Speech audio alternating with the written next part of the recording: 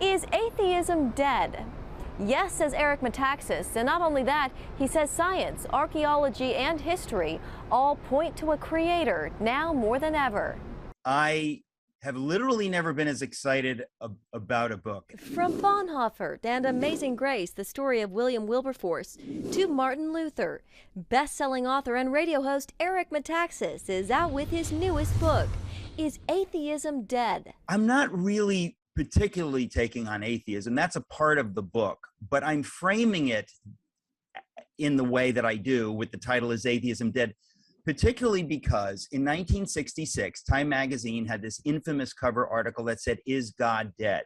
And that got him thinking. I thought, I keep bumping into outrageous evidence for God, like really outrageous, the kind that I've never bumped into in my life before. He points to two specific examples. One has to do with the discovery of biblical Sodom, which is astonishing. In roughly 1650 BC, the city east of the Jordan, called Tal el-Hammam, was destroyed by a meteor.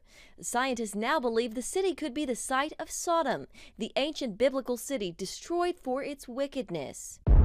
The other is having to do with the idea of where did life come to begin with, right? We always talk about evolution, but we never talk about 4 billion years ago, you scientists say life emerged on planet Earth as single cells, but nobody really can explain how did that happen. So these things kicked it off, and I thought, there is so much evidence from science besides the one that I just mentioned. There's so much evidence from archaeology besides biblical Sodom. I thought maybe I need to write a book where I present a lot of the evidence that I've had the privilege of bumping into that other people might not know about, including most believers. I thought it has piled up over the years and the decades like snow, overnight. You don't hear it, and suddenly you wake up in the morning, you think, where did this come from? And it's, drifts against the door, 3 feet high. Eric addresses it all, laying out the evidence for God. We've come to a place in science and in history where we can now know. Before, maybe we couldn't, but we can now know that science is compatible with Christian faith, and that in fact it was Christian faith that led to modern science. Tremendous irony when you think of this secular narrative we've been dealing with roughly since Darwin. On the contrary, he says any more science, archaeology, and history simply do not support a godless creation. So we've been living with this kind of myth, this lie that science and scientists are at odds with faith.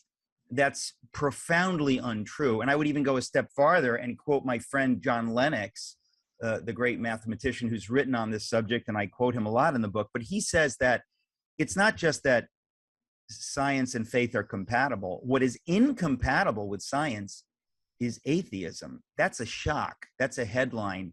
That's the man bites dog kind of headline. He says today in 2021, the question isn't, is God dead, but is atheism dead? Science at least points to a creator God, a tremendous intelligence. The greatest atheists of the 20th century, Antony Flew, Jean-Paul Sartre, Albert Camus, all of them, the ones who took atheism the most seriously, eventually realized that it was more rational to believe in a God than in no God. Eric says his book isn't just for Christians. He says it's for anyone wrestling with life's biggest questions.